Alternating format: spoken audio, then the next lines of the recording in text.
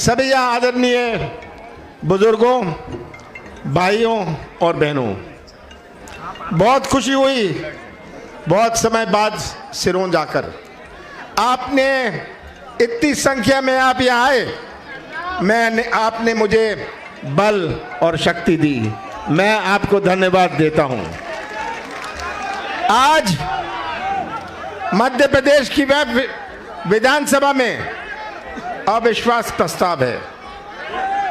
अविश्वास प्रस्ताव आज है, पर मैंने पीछे हट जाइए, पर मैंने 3 हफ्ते पहले कहा था कि 21 तारीख को मैं सिरोंज आऊंगा।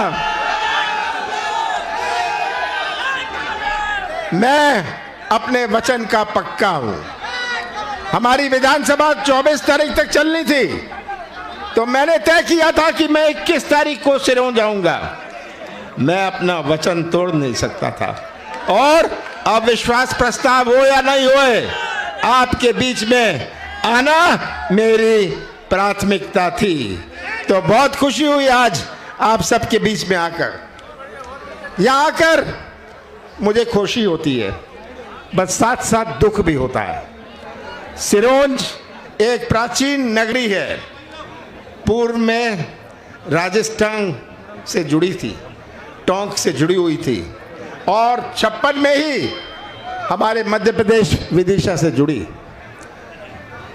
कितना इतिहास है सिरोंज का, हमारे दरी का। मुझे याद है अपने बचपन में, अपनी जवानी में, ये मत सोचिएगा मैं जवान नहीं हूं, अपने बचपन और जवानी में हम तरसते थे कि सिरोंज जाएं और दरी खरीदें। ये एक केंद्र था, मशहूर जगह थी दरी के लिए, मशहूर जगह थी हमारी डाइंग के लिए। ये सिरोंज का इतिहास है, और आज सिरोंज की क्या तस्वीर है। इसलिए जब मैं कहता हूं यह आकर मुझे खुशी होती है, साथ साथ दुख भी होता है कि कैसे अपना सिरोंज पिछड़ा रहा। यहाँ का कागज का उद्योग, यहाँ की रंगीन छपाई का उद्योग आज सब चौपट है। हमारा सिरोंज विदिशा हमारी संस्कृति का प्रतीक है। हमारे देश की संस्कृति जोड़ने की संस्कृति है। हम दिल जोड़ते हैं, संबंध जोड़ते हैं, रिश्ता जोड़ते हैं। ये कांग्रेस की संस्कृति है और देश की संस्कृति है। ऐसा कोई देश विश्व में नहीं है जहां इतने धर्म हुए। ऐसा कोई देश विश्व में नहीं है जहां इतनी जातियां हुई। ऐसा कोई देश विश्व में नहीं है जहां इतनी भाषाएं हुई। ऐसा कोई देश विश्व में नहीं है जहां इतने त्योहार हुए। ऐसा कोई देश विश्व में नहीं है जहां इतनी देवी देवताएं हुए। सही बात है, ऐसा कोई देश नहीं है विश्व में।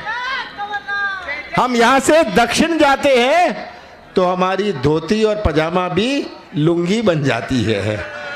ये हमारा देश है, ये हमारा देश है, और ऐसा देश है जिसने अन्य धर्मों को भी जन्म दिया है। हमारा बुद्धिज्म होए, सिखिज्म होए, जैनिज्म होए, इनका जन्म तो हमारे भारत में हुआ था।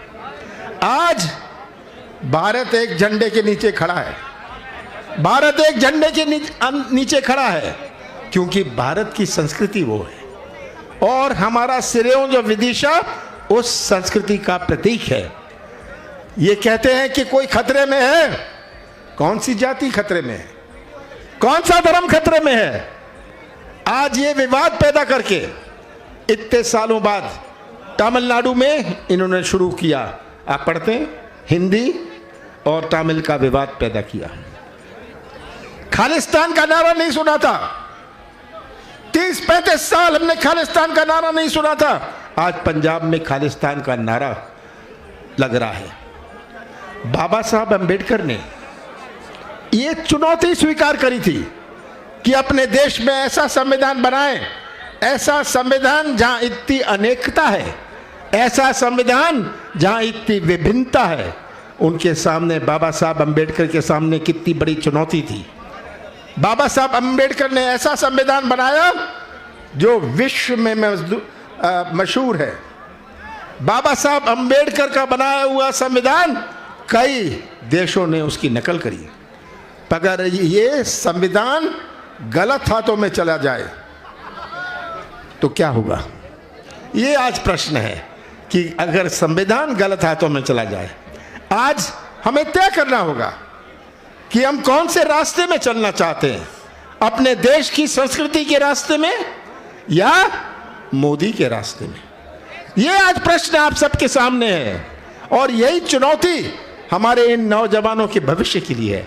हमारी माताएं और बहनें यहां बैठी हैं, कितने प्यार से इन्होंने अपने बच्चों को पाला पोसा है। हम कैसा प्रदेश, कैसा देश आगे आने वाली पीढ़ियों को सौंपना चाहते हैं, ये चुनौती हमारे सामने है। और यही चुनौती आप सबको समझनी पड़ेगी कि किस प्रकार से आज समाज को बांटने का, धर्म को बांटने का अब तो शुरुआत करी है कि धर्म, हिंदू धर्म खतरे में है। कौन से खतरे में है? मैं हिंदू हूं, मैं गर्व से कहता हूं मैं हिंदू हूं, पर बेवकूफ नहीं हूं। ये प्रचार करेंगे, दुष्ट प्रचार करेंगे ताकि आवाज बट जाए। जातियों को बांटने का प्रयास करेंगे, जातियों को एक दूसरे को भड़काएंगे ताकि इनकी आवाज दब जाए। क्योंकि अगर एक आवाज हुई तो बड़ी ऊंची आवाज होती है। ये इनका प्रयास है और इसी से आपको सावधान रहना है। 2018 में, दिसंबर 18 में, 15 साल बाद कांग्रेस की सरकार बनी थी। आपने मुझे जिम्मेदारी दी थी, 15 साल बाद बनी थी। कैसा प्रदेश शिवराज सिंह जी ने मुझे सौंपा था? एक ऐसा प्रदेश 2020 में, 2018 में शिवराज सिंह जी ने सौंपा था मुझे, जहां किसानों की आत्महत्या में मध्य प्रदेश नंबर 1, बेरोजगारी में मध्य प्रदेश नंबर 1, ऐसा प्रदेश सौंपा था जहां महिलाओं पर अत्याचार पे नंबर 1, ऐसा प्रदेश मुझे सौंपा था। 15 महीने थे जिसमें से 2.5 महीने लोकसभा चुनाव और आचार संहिता में गए। 11.5 महीनों में मैंने कांग्रेस की नीति और नीयत का परिचय दिया। कौन सा गुनाह मैंने किया? कौन सा गुनाह मैंने किया कि 27 लाख किसानों का कर्जा माफ किया? विदिशा में 1,02,000 किसानों में का कर्जा हमने विदिशा जिले में माफ किया और 27 लाख पूरे प्रदेश में हमारी कर्जा माफ की नीति का कार्यक्रम चल रहा था। जब इन्होंने सौदा करके सरकार गिरा दी। शिवराज जी, आपने सरकार गिराई किस लिए? आपने सरकार गिराई, चुनी हुई सरकार, सौदे की सरकार बनाई किस लिए? क्योंकि बेरोजगारी देंगे आप। आपने सरकार गिराई कि आप घर घर में शराब देंगे। आपने सरकार गिराई क्योंकि आप किसानों को भटकना पड़ेगा खाद और बीज के लिए, इसीलिए आपने सरकार गिराई। ये तस्वीर आप सबके सामने है। मैंने कौन सा पाप किया कि मैंने बिजली दी 100 रुपए 100 यूनिट? मैंने कहा मुझे कोई कागज नहीं देखना, जिसका 100 यूनिट बिल है उसको 100 रुपए होए। अंबानी का 100 रुपए बिल है, 100 यूनिट का बिल है, वो भी 100 रुपए देगा। सरलीकरण करें। हमारी पेंशन की, गौशाला की मैंने कभी घोषणा नहीं करी थी। मैं शिवराज सिंह जी नहीं हूं। शिवराज सिंह जी से तो कोई भी घोषणा करा दे, वो जब तक झूठ ना बोले उनका खाना हजम नहीं होता। और अपने 18 साल में उन्होंने 20,000 घोषणाएं करी हैं। मैं तो शिवराज सिंह जी से हमेशा कहता हूं, शिवराज सिंह जी आ जाइए मंच पर मेरे साथ, मैं अपने 15 महीनों का हिसाब दूंगा जनता को, आप अपने 18 साल का हिसाब दे दो जनता को। सबसे बड़ी चुनौती हमारी बेरोजगारी की है, साथ साथ हमारे कृषि क्षेत्र की है। जब तक किसान की जेब में पैसा ना होए वो किराने की दुकान गांव में नहीं चल सकती। जब तक किसानों की जेब में पैसा नहीं है ये सिरोंज का बाजार नहीं चल सकता। ये आज हमारे कृषि क्षेत्र में हमारा कार्यकाल था, किसानों को भटकना नहीं पड़ता था खाद के लिए, बीज के लिए, सही मूल्य के लिए। हिसाब लगा लीजिए, हिसाब लगा लीजिए पूरे प्रदेश में कितना भाव था मक्का का, कितना भाव था गेहूं का, कितना भाव था अदरक का, कितना भाव था लहसुन का। मैं इस पर निगाह रखता था। ये आज सबके सामने है। कौन सा गुनाह किया जब मैंने ये गौशाले, 1000 गौशाले मैंने बना ली। मैंने कहा मैं जगह जगह गौशाला देना चाहता हूं और तय किया कि हम 20 रुपए पर गाय राशि देंगे। आज 1 रुपए 80 पैसे देते हैं, सब गौशाला बंद हो रही है। ये आज हालत है। कौन सा पाप मैंने किया था, कौन सा गुनाह मैंने किया था? ये तस्वीर आप सबके सामने है। मोदी जी कितनी बड़ी बातें करते थे नौजवानों के बारे में, 2 करोड़ नौजवानों को हर साल रोजगार बनेगा। मैं आज कहना चाहता हूं कि सबसे बड़ी चिंता, इतनी बड़ी संख्या में यहां नौजवान हैं, इनका ही भविष्य अगर अंधेरे में रहेगा, ये कैसा निर्माण करेंगे अपने जिले का, अपने प्रदेश का? यही नौजवान जो भटक रहा है, आज का नौजवान कोई ठेका नहीं चाहता, कोई कमीशन नहीं चाहता, वो तो व्यवसाय का मौका यार अपने हाथों को काम चाहता है। और ये मौके, व्यवसाय के मौके, रोजगार के मौके कोई मंदिर या मस्जिद में जाने से नहीं बनेंगे, तभी बनेंगे जब निवेश आएगा।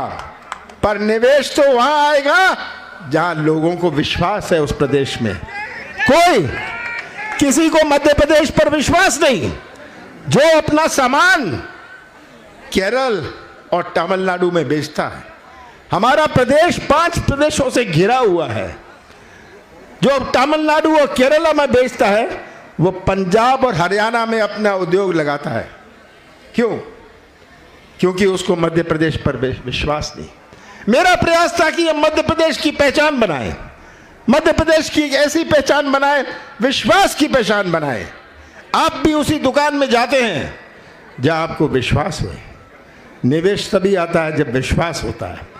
ये मैंने शुरू किया था माफिया के अगेंस्ट युद्ध। माफिया के खिलाफ मैंने कहा मैं युद्ध शुरू कर रहा हूं। मैंने शुद्ध का युद्ध शुरू किया कि हमारे बच्चे क्या मिलावटी दूध और मिलावटी मिठाई खाएंगे। शुद्ध का युद्ध मैंने शुरू किया कि मध्य प्रदेश की पहचान बने, एक अच्छी पहचान बने। ये मैंने शुरुआत करी थी। कौन सा गुनाह मैंने किया था, कौन सा पाप मैंने किया था?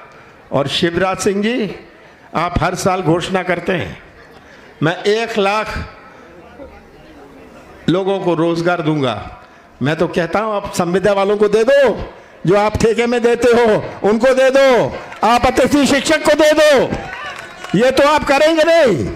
ये क्या करते हैं? सबसे ज्यादा कर्जा पूरे देश भर में मध्य प्रदेश ने लिया है। कर्जे का क्या करते हैं? कर्जे से बड़े बड़े ठेके देते हैं, ठेके का एडवांस देते हैं, एडवांस से अपनी कमीशन निकालते हैं। इन्होंने तो भ्रष्टाचार की व्यवस्था बनाई हुई है, सिस्टम बना लिया भ्रष्टाचार का। और शिवराज सिंह जी इतने लंबी चौड़ी बातें करेंगे। मैं तो यही कहना चाहता हूं, मुझे मध्य प्रदेश के विदिशा जिले के मतदाताओं पर पूरा विश्वास है। याद रखिएगा, ये 18 साल के भारतीय जनता पार्टी का शासन। याद रखिएगा मोदी जी कैसे कहते थे किसानों को 50% लागत पर नफा होगा, याद है ना?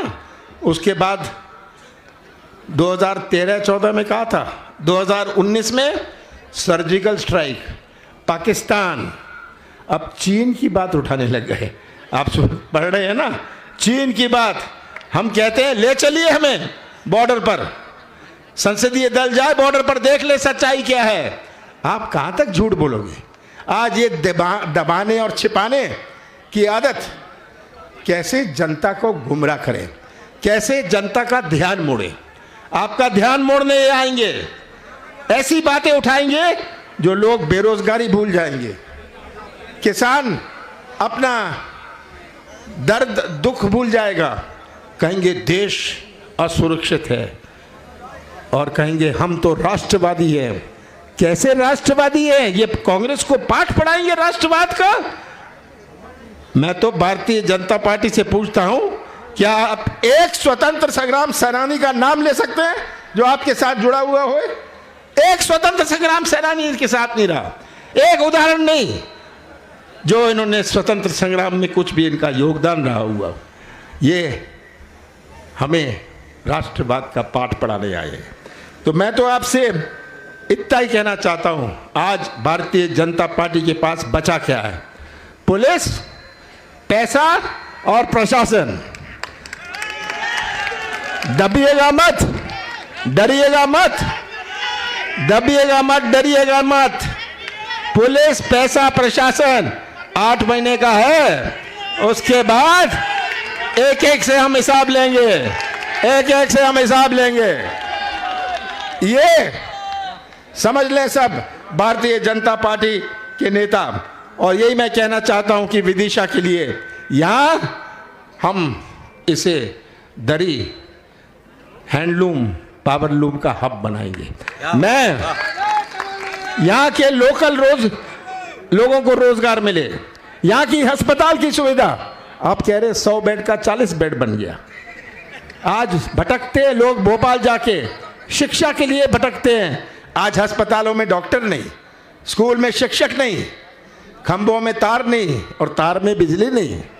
ये आज हालत है।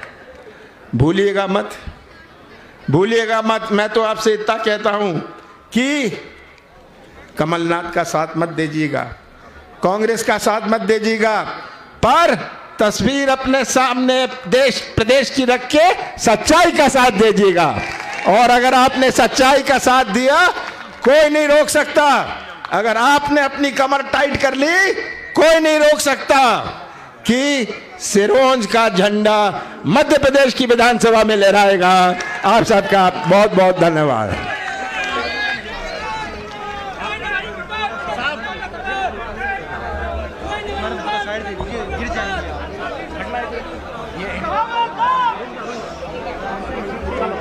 सुरेश भाई, ये दोनों को मिलवा दूं बस में।